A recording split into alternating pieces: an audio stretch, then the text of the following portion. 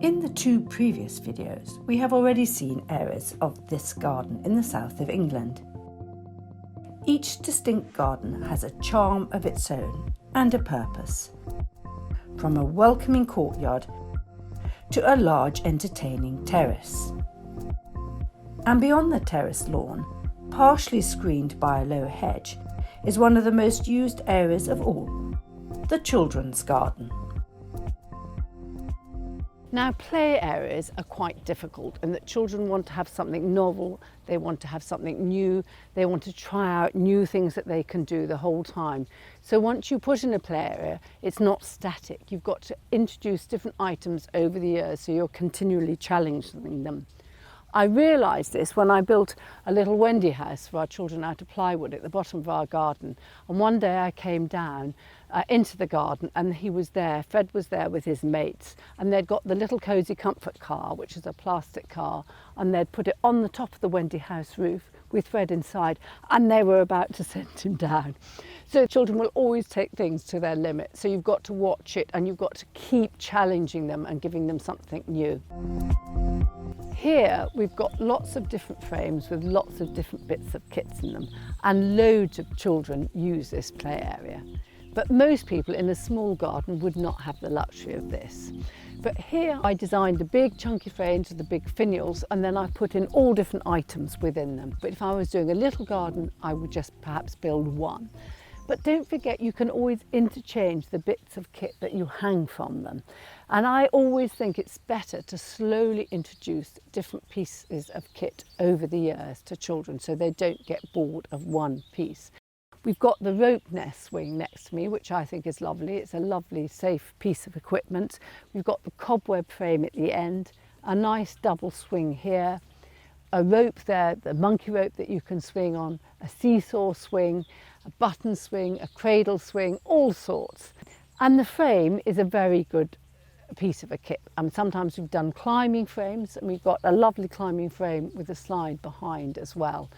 But they will blend into any garden, and if you can put them away from the house so there's not a lot of noise and shrieking, if you don't want it, that's fine. So they've got their own special area, that's all to the good. Obviously, you worry about falling, so you've got to watch out. And grass is quite a good safety surface, as long as it's not very hot and dry, in which case it's like concrete. So here we've actually put a sort of mesh which goes on top of the soil, and the grass grows through it, and you can mow over the top. And that really makes the grass a much softer surface to fall on. So I would highly recommend that. So we've got it underneath the swings and underneath anything that you can fall off. If you go to playgrounds, they often have the safety surface matting. But you have to be careful then, because children see the safety surface matting and they think they can just fall on it and it doesn't hurt them. But actually, it doesn't protect them so much, and they tend to take far less care than if the item of play equipment was just on tarmac or concrete. So be careful. Sometimes I think it's better not to include those sort of safety surfaces. They don't look particularly good, and they are potentially quite dangerous in some ways. When we've got the trampolines, I do worry a bit about the trampolines because they can be quite dangerous. I remember designing a garden for a trampoline teacher, and she told me, send your children to trampoline lessons. And I did that. And I think that was one of the best pieces of advice. And I sunk the trampoline. Now that I think is really good tip, because you just dig a hole, you put the legs in, and then you put a mound with the soil from the hole around the edges. I think it's nice for the other children to sit on the banks and to watch the others while they're on the trampoline. I've known people who've had beautiful indoor pools, and then I've come along and put in a sunken trampoline, and the parents say they never use the pool anymore, they're always on the trampoline. There's no doubt they are really popular, and if you have the khaki green surrounds of the trampoline that we always put in, they look really quite nice, and people come to our garden and hardly notice that there's a trampoline there. So I think they're my number one piece of equipment. The swing is also lovely, and that's a great bit of kit. But you forget it is also one of the most dangerous. Here, I've put rope around the edge of the wooden seat. If you have a straight wooden seat on its own, it's really dangerous.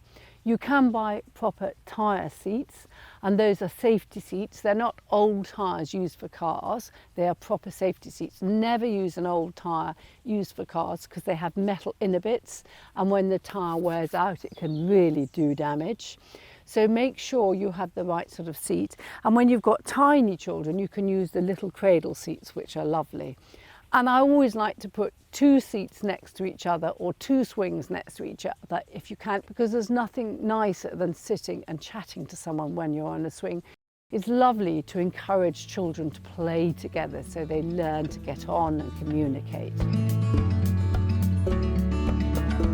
Play is really important. It's all about learning. And one of the most important things is learning to communicate with other children. And that is one of the best skills, the most important skills that you can ever learn in life. I remember working for one of the directors of Apple in America, and he said communication is the #1 asset that you can have. Wendy houses and tree houses are brilliant because children learn to play alongside each other. When they're little, just little toddlers, they do tend to play alongside of each other rather than together. It's not till they're quite a bit older, sort of 4 or 5, that they will actually interact together. But if you've got a confined space like a Wendy house or a tree house, then they do. They play beside each other, and it does help to encourage that all-important interaction. And so I think they're brilliant. And we've made Wendy houses just out of painted ply, like the one we did at home. They built it for maybe £100, something like that. So Wendy houses can be any form. You can make custom-made ones. You could buy a shed and reduce the height so it brings it down in scale.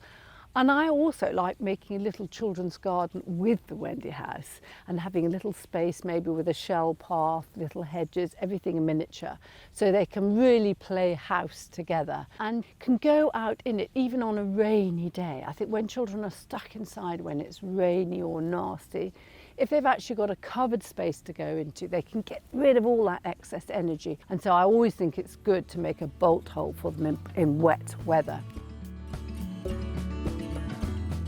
Tree houses are really popular, and we did the first ever tree house at Chelsea, and that was great fun to do. But that actually wasn't a children's tree house, that was to have a home office in the garden so you could work in peace, and we put a little moat around it to make it even more segregated.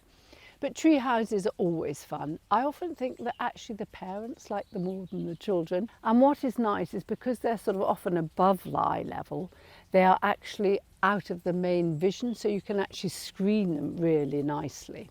And they can be quite cutting edge. We made one that was like a bird box in a tree, but it was all glazed. So it was like a glazed bird box.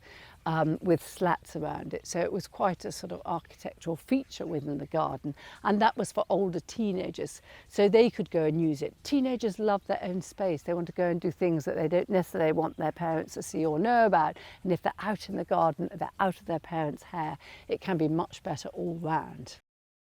But rarely do you have a tree in your garden that's perfect for a tree house. So more often than not, we actually put the house and we support it on stakes or poles or posts, and then we hide those with planting around it. For the Chelsea one, we did actually support again the tree house by the stakes, but then we brought in the tree to sit it within the canopy.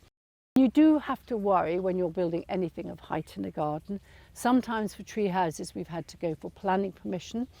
And that's fine. You often get it. You have to keep it a certain distance off the boundary. You don't want it to be overlooking too much so it causes problems to your neighbours.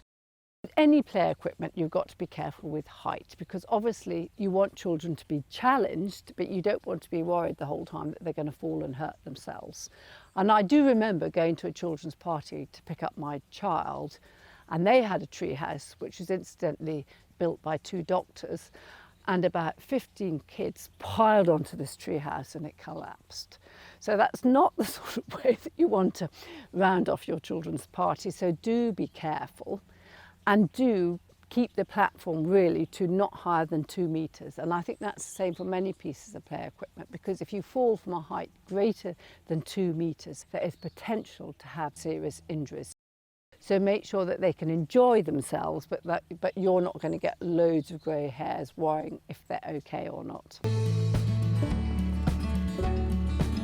Another piece of play equipment that's brilliant for children is sand. Here I've put the water in a rill next to the sandpit, and I think water and sand go brilliantly together. And I love sand pits. They can be really inexpensive to make.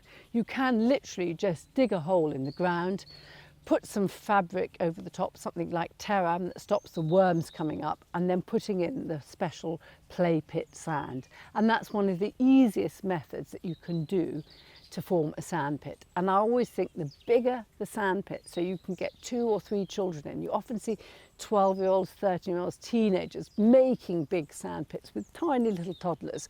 And it is a great material that all ages can interact with. Obviously, people worry about cats and dogs pooing in sand pits, and then they worry about picking up nasty diseases. So I always think that the army netting, the safety camouflage netting, you can just put over the sand pit, and that's a really good method to stop the cats and dogs using it. It doesn't really have to be very deep. It's nice if you've got some sort of edge to the sand pit so it contains it. You might need to top it up now and again, but I really think a sand pit is a beautiful piece of equipment to have in any garden. I've got a bit of a soft spot for Willow in the garden. My first ever garden at Chelsea was the Wind in the Willows garden, and the whole point of that garden was to show you how you could have a garden for children to enjoy and parents. And of course the central focus was Ratty's house. And we had a real willow in that garden, and we wanted a willow that had a hollow inside and it had a little door that you could open and play inside. So we hunted around and we found this big hollow willow that had been pollarded, so it was cut off at something like 2.5 meters high, and we cut it just below ground level, so it was about that much of a root below the ground. And we came along to the build-up of Chelsea at the end of April. We plonked this hollow tree on the soil. My next door exhibitor said, "Bonnie Guinness doing her first garden here, and she's bringing in an old dead tree." But lo and behold, it rained for 3 weeks of build-up, and by the end, when we came to remove the willow tree and take it home, it had actually rooted into the ground and was throwing up beautiful fresh green shoots. So willows are amazingly tolerant. They'll tolerate very dry conditions and very wet conditions. And here we've made a willow dome. So I designed a metal framework, and then we got long willow wands with no roots on the bottom at all, stuck them in the ground and wove them all through the dome. And that forms a nice little tent. And you can hang fabric over the top if it's raining to make it quite dry. And it's the centerpiece of the whole play area.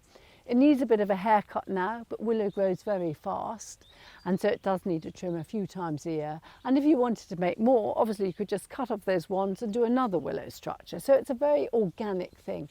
And we've got a tunnel running along the back of it as well. I love using willow in gardens, and in my own garden, when the children were quite small, we made a willow crocodile, and we carved out the shape of the crocodile on the ground, his footprint, and then we wove the crocodile together to form a tunnel that the children could creep through. And we probably stuck the rods of willow into the ground in something like March, and then by April they all shooted. And eventually, where the willows crossed, they grafted, so they actually wove together. So it was a very strong structural piece. And the children loved it for about 5 or 6 years, but then it's so cheap and easy to make, we could just pick it up and chuck it away when they'd got bored of it. And I do think it's important to do that with a children's garden. You know, children go very fast. They learn, they want to have new challenges, new fun things to do. And so if you can have organic things that you can just take away and bring in something else, it really does keep them interested. And the more they're outside playing and interested in the garden, I think it's a very much easier way to bring up children than perhaps when they're bombarded with all sorts of other, perhaps less kindly influences.